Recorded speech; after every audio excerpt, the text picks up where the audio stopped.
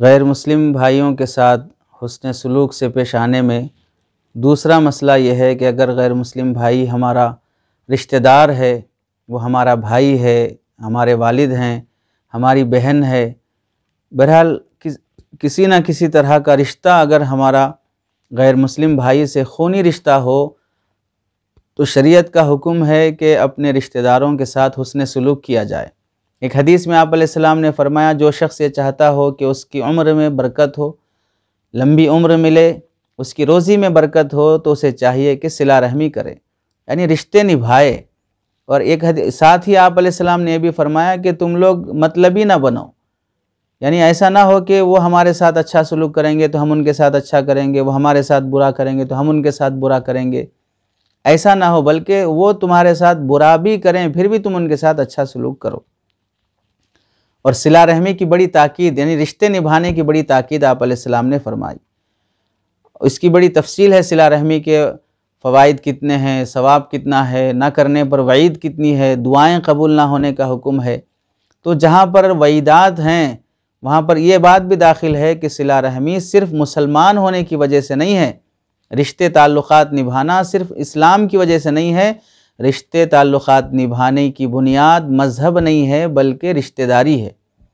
اس سے ہمارا خونی تعلق ہے، وہ ہماری بہن ہے، وہ ہمارا بھائی ہے، وہ ہماری ماں ہے، چاہے وہ کافر ہی کیوں نہ ہو، چاہے وہ غیر مسلم ہی کیوں نہ ہو، لیکن ہمارا ان سے خونی رشتہ ہے تو اب ہماری ذمہ داری بنتی ہے کہ ہم ان کے ساتھ اچھے اخلاق سے پیش آئیں،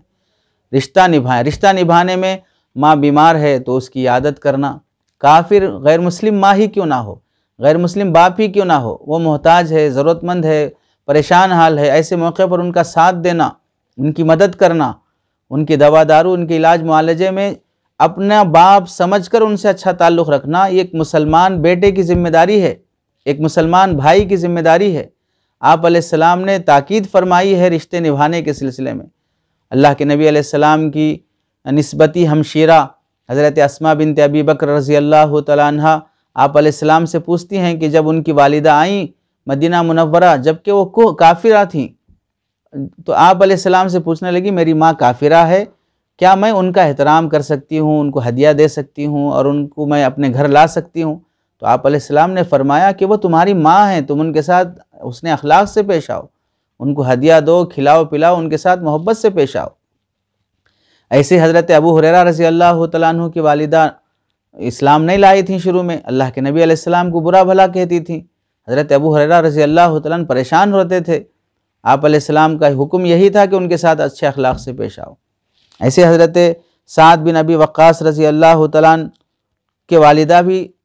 کافرہ تھیں، اسلام نہیں لائی تھیں شروع میں، تو آپ علیہ السلام کا حکم تھا کہ ان کے ساتھ اچھے اخلاق سے پیش آیا جائے۔ ماں کافرہ ہے پھر بھی اس نے اخلاق سے پیش آنے کا حکم ہے۔ حضرت ابو بکر رضی اللہ تعالیٰ عنہ کے والد کافر تھے، مکہ فتح ہونے تک اسلام قبول نہیں کیے تھے، تو پوری مکہ کی زندگی اور مدینہ کی زندگی میں وہ مکہ فتح ہونے تک کا عرصہ صدیق اکبر رضی اللہ تعالیٰ عنہ کس قدر احترام سے پیش آتے تھے، کس قدر ادب و احترام کا لحاظ رکھتے تھے۔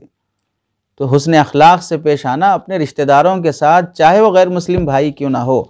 آپ علیہ السلام کے صحابہ میں کئی انصاری صحابہ وہ تھے جن کے رشتہ دار یعنی بھائی بہن اور خالہ پھوپھی چچا یہ سب غیر مسلم تھے، پھر بھی انصار صحابہ کو یہ حکم تھا کہ اپنے تعلقات نہ توڑیں، جو ان کے ساتھ مدد کا، تعاون کا، خیر خواہی کا، مصیبت میں ساتھ دینے کا معاملہ ہے وہ باقی رکھا جائے۔ یہ ایک صحابی بڑے علاقے کے